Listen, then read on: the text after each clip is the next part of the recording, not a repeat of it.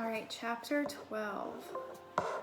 There was no crowd here, just abandoned trunks and suitcases and water. It was seeping into the hallway from under the doors of some of the cabins.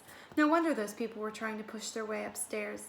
They'd probably known right away that the ship was in trouble and the bottom decks were flooding.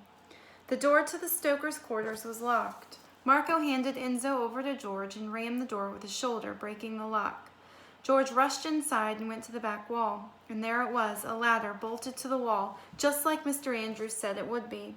It came through the floor and shot straight up through an opening in the ceiling. George almost laughed with relief. "Bravo, George," Marco said. "Bravo, Giorgio," Enzo said, clapping. George hopped up onto the ladder with Phoebe and Aunt Daisy at his heels. George was worried about Enzo, but the little guy scrambled like a monkey right ahead of Marco. They came up in the small dining room meant for crew members, and then George led everyone down a long second-class corridor, up the grand staircase, and finally out onto the crowded boat deck.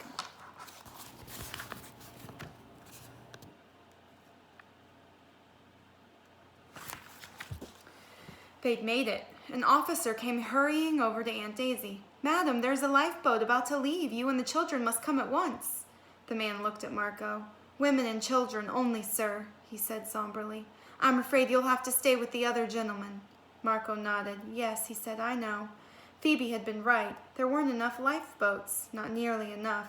What would happen to all of these men on deck? There were hundreds of them. And what about the crew? And those people down on G deck? George's heart was pounding so hard he thought it would break through his chest. He felt dizzy and sick. Marco got down on his knees and spoke very quietly to Enzo.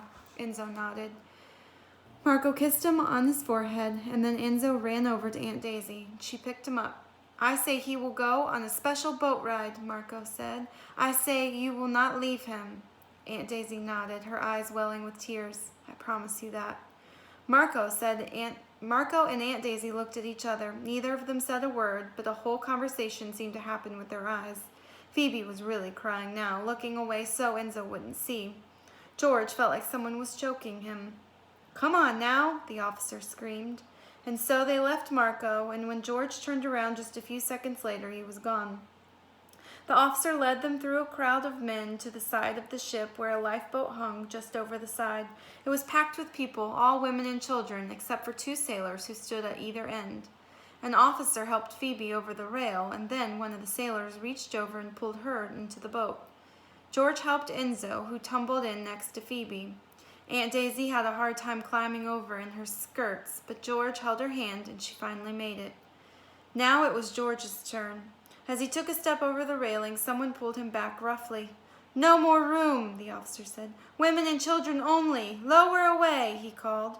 "No," called Aunt Daisy, standing at the top of the boat. "He's only 10 years old. Wait!" The lifeboat rocked and almost tipped over. Ladies shrieked.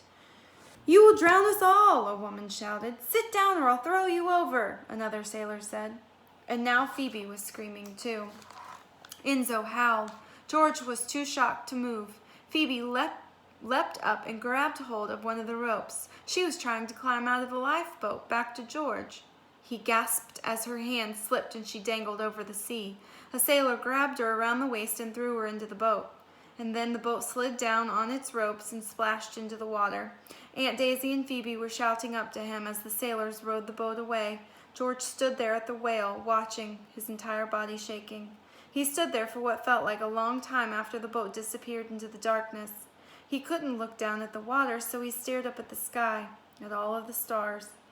He closed his eyes and told himself it was a nightmare, and that he really was asleep in his suite, or, no, that he was home on the farm in his bed with Phoebe sleeping across the room and Papa sitting by the fire downstairs.